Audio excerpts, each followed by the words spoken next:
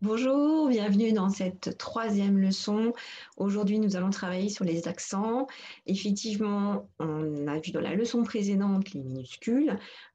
Pour rédiger un mail ou dans un français correct, dans une belle syntaxe, c'est vrai qu'utiliser les accents, c'est tout de suite plus agréable pour la personne qui reçoit le message. On va aller tout de suite sur le site de Typing Study pour pouvoir voir les accents.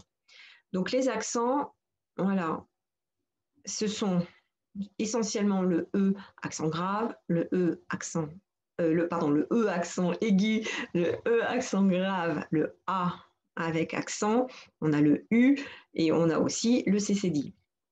Voilà. Pour comment avoir accès à ces accents-là, comme d'habitude, vous vous positionnez, vous cliquez dans le rectangle qui est là et Typing Study continue à vous expliquer où sont situées les touches. Comme vous voyez ces touches, le E, accent aigu, est sur la ligne du bas et vous pouvez l'utiliser en étant en mode minuscule. Donc là, surtout, on appuie sur aucune des autres touches. Vous restez bien en minuscule. Donc j'appuie sur mon E, accent aigu. Je fais toujours l'espace. Hein. On suit les consignes de Typing Study. Ensuite, E, accent grave, je rappuie. Le CCD, Typing Study vous dit attention, voilà, il se positionne sur la lettre 9. Hop, je tape sur la lettre 9 qui donne le CCD puisque je suis bien en mode minuscule, et le A avec l'accent et on fait tout. Donc là, vous avez la leçon 11 qui va vous donner d'autres exercices. Je vais passer à la leçon 12. Donc là, sur cette leçon-là, vous avez les accents circonflexes qui sont aussi un accent. Donc pour avoir accès à cette fonctionnalité-là, vous voyez, vous n'avez pas de touche avec le A circonflexe. Donc il faut le créer. Pour créer ces lettres, il faut d'abord taper sur la touche avec l'accent circonflexe. Je vais peut-être vous le montrer sur un autre écran. Vous voyez, c'est cette touche-là. Et comme d'habitude, cette touche-là, elle est aussi dans la partie basse de la touche, hein, comme le E, accent grave et E, accent aigu qu'on a vu tout à l'heure. Donc, comme l'accent circonflexe est en bas, on l'utilise toujours en mode minuscule. La seule particularité, c'est que pour pouvoir faire mon A avec un accent circonflexe ou mon U avec un accent circonflexe, il faut d'abord appuyer sur cette touche-là et ensuite taper sur la lettre qui doit recevoir en fait le caractère. Hein, comme petit moyen mémotechnique, je tape d'abord sur le chapeau. Donc là, vous voyez, rien ne se positionne. Et ensuite, je tape sur mon A. Donc, je tape sur mon chapeau, sur l'accent circonflexe. D'abord, juste une seule pression. Et ensuite, j'appuie sur la lettre qui doit recevoir ce caractère. Là, on continue. J'appuie ici. Vous voyez rien à l'écran, donc ne vous inquiétez pas, c'est normal. Et ensuite, vous tapez votre E. Je continue. Je tape sur mon accent circonflexe et ensuite, je tape sur mon E. Donc là, c'est peut-être pas aussi intuitif que ça pourrait l'être avec Typing Study. Et c'est pour ça que je préférais vous le repréciser pour que vous puissiez faire la leçon correctement. Tapez d'abord l'accent et ensuite seulement vous tapez la lettre. D'abord l'accent et ensuite la lettre. Donc là, vous pourrez continuer de faire la leçon 12. Et la dernière leçon dont je voulais vous parler, c'est la leçon 13, qui est la leçon avec les trémas. Donc les trémas, le tréma, c'est ce petit caractère-là. Je vous le montre sur un autre écran parce que je trouve qu'il est plus visible. Le tréma, il se situe ici, au-dessus de l'accent circonflexe. Donc comment je vais réussir à obtenir cette lettre-là? Seulement grâce à une touche qui s'appelle Maj, voilà, qui s'appelle aussi Shift en anglais. En fait, c'est une touche avec une flèche. Vous verrez, elle est de part et d'autre de votre clavier. Vous en avez une à gauche, une à droite. Pourquoi? Parce que ça permet en fait d'utiliser vos deux mains quand vous voulez utiliser les caractères qui sont là en haut. Vous appuyez avec votre auriculaire sur Maj et en même temps vous appuyez sur les lettres dont vous avez besoin, les chiffres dont vous avez besoin. De la même façon, de l'autre partie, sur la partie droite, vous allez appuyer sur Maj ou Shift, ou la touche avec la flèche, hein, elle a plusieurs noms, et vous pourrez atteindre tous ces chiffres-là et tous les petits caractères qui sont dans la partie supérieure de la touche. Voilà. Donc là, dans le cas du tréma, il y a une petite manipulation à bien avoir en tête. Et donc là, Typing Study vous montre comment faire. Vous appuyez donc sur cette fameuse touche qui, là, par exemple, vous voyez bien, ils l'ont appelée Shift. Hein, sinon, ça peut être Tab, ça peut être Maj, ou ça peut être juste la touche avec la flèche. J'appuie dessus. Je maintiens la touche enfoncée. Je viens chercher mon tréma. Donc, j'appuie sur ma flèche, j'appuie sur le tréma, je lâche. Et ensuite, j'appuie sur A. Donc, je la recommence parce que ce n'est pas évident. J'appuie sur la flèche, j'appuie sur tréma, je lâche et j'appuie sur A. J'appuie sur tréma, j'appuie sur flèche, pardon, j'appuie sur tréma, j'appuie sur E.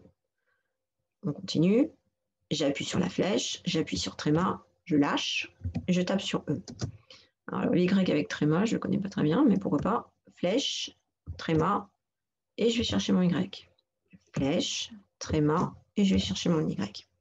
Donc, c'est vrai que c'est un petit peu complexe parce que nous n'avons pas encore vu le fonctionnement des majuscules. Hein, mais pour que vous puissiez faire la leçon jusqu'au bout, je trouvais que c'était important de vous montrer comment accéder en fait au tréma, hein, qui, contrairement à l'accent circonflexe, est situé sur la partie supérieure en fait de la touche et ne peut s'obtenir qu'en passant par une touche qui permet d'accéder à cette particularité-là. Donc, soit la touche Shift, ou qu'on appelle aussi la touche Maj. Voilà, j'espère que cette partie de vidéo vous aidera en fait à terminer les exercices. Bon, vous avez certainement, et j'espère, fait vos exercices sur les lettres minuscules, hein, et les accents. Et vous avez dû voir, les accents, c'est pas si simple que ça à taper. Et vous avez peut-être fait quelques erreurs, vous avez peut-être tapé la mauvaise lettre et vous avez dû pouvoir revenir en arrière pour effacer ce que vous veniez de taper. Donc aujourd'hui, je vais vous apprendre justement un petit droit à l'erreur, comment revenir en arrière, comment effacer quelque chose que vous venez d'écrire. Pour ceci, je vous montre mon clavier pour que vous puissiez bien repérer les touches, sachant que voilà, vous avez toujours des touches plus ou moins différentes, mais celles-ci, elles sont un peu incontournables. Vous avez cette touche-ci, avec la flèche qui part sur la gauche. Ça, cette touche-là, elle vous permet d'effacer le dernier caractère qui vient d'être tapé. Donc ça, c'est assez intéressant. Vous venez de faire une fausse manipulation, vous voulez effacer ce que vous venez de faire, vous appuyez sur cette touche-là. Et juste au-dessus, vous avez une touche qui s'appelle Supr. Voilà, vous voyez, c'est celle-là. Et cette touche, en fait, elle vous permet de faire aussi des rectifications, mais lorsque vous avez vu que vous aviez une erreur faite plusieurs caractères après les avoir tapés. Vous avez tapé plusieurs mots et vous apercevez que votre mot a été tapé de façon erronée. Donc là, je vais vous montrer sur Typing Study comment faire. Ça va vous être utile si vous continuez à progresser sur ce site-là. Donc là, vous voyez, je continue d'écrire. Et là, je m'aperçois que j'ai tapé 2 i. Donc, je viens sur cette fameuse touche avec la flèche qui va vers la gauche, j'appuie dessus. Et là, voilà, ça efface ce que je viens de taper. Donc là, je peux venir à nouveau taper.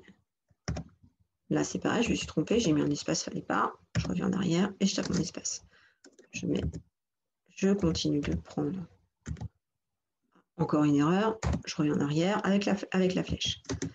Donc ça, sur Typing Study, vous ne pourrez utiliser que cette touche. Vous ne pourrez pas utiliser la touche Supr.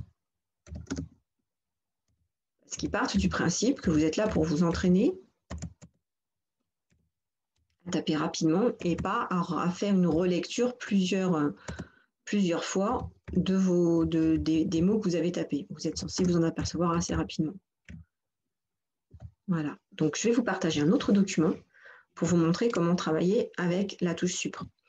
Donc là, voilà, j'ai recopié en fait un exercice que vous venez de voir sur Typing Study. Là, je suis sur un document Word, j'étais en train de taper un texte et vous voyez ici, là, j'ai tapé beaucoup trop de T. Donc, si je me mets ici en bout de ligne et que je reviens en arrière, vous y voyez, il va falloir que j'annule tous ces caractères-là avant de venir corriger cette faute-là. Donc, ce que je fais avec mon pointeur de souris, je me mets juste devant le P.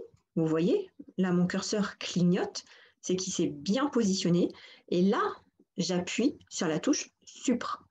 Une fois, 2 fois, et vous voyez, j'ai fait ma correction. Donc après, je reviens positionner mon curseur en bout de course et je peux continuer à taper. Donc c'est assez pratique, la touche Supr, surtout quand vous avez fait un long paragraphe et vous vous apercevez que vous avez fait une faute. Sinon, par réflexe, si vous relisez au fur et à mesure ce que vous écrivez, là, vous utiliserez la petite flèche avec l'indication vers la gauche pour pouvoir effacer ce que vous venez de faire. Voilà, j'espère que ça va vous aider à continuer à progresser et surtout à faire vos exercices sur Typing Study. Je compte sur vous. À bientôt. Au revoir.